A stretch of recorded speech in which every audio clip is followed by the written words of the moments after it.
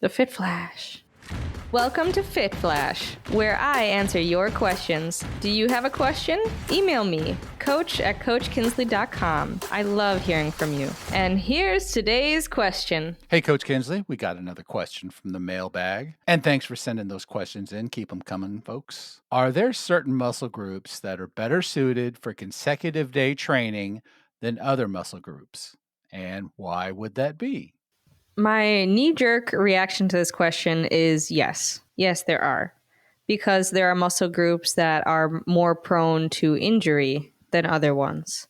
Your legs and your abs are going to be good muscle groups to work out consecutive days because there's so many muscles that make up your legs. So yes, change the intensity every day. Don't do a heavy lift on your leg 2 days in a row, like I mentioned in the full episode. But you can even split it up and do like a heavy quad focus leg day. And then you can do a light hamstring focus leg day. So your legs are just compiled of so many different muscles that you could split it up and then train consecutive days without burning out. And core is one of those muscle groups that recovers really quickly.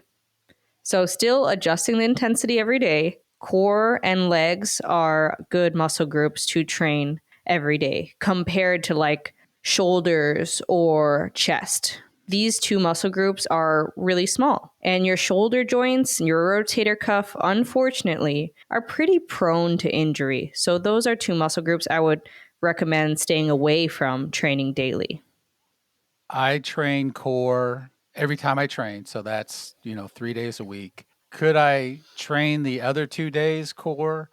After many years, I like having a strong core. It affects everything I do in my quality of life training. So I was kind of thinking, even though it's sore, could I just keep training through the pain? And that's not really pain, it's just soreness.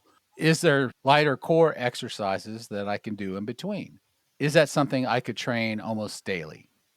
Yeah, core is one of those muscle groups I would suggest training daily, especially if you're sticking to movements that are just your body, like crunches, sit ups, planks. Planks are a great one. And you can do all types of planks. You can just do a hold, or you can do dynamic planks like hip dips, knee taps, or plank jacks, for example.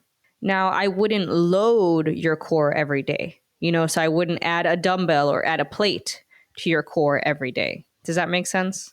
Yeah, so I maxed just a straight plank for 3.5 minutes. Nice.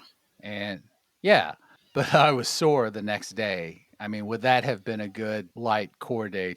Because I haven't done that since. So it was kind of a PR for me for that. Just keeping that in mind, I should have probably trained it a little further after that, right? The next day. Yeah, it is good to work through soreness. It can actually help you recover faster.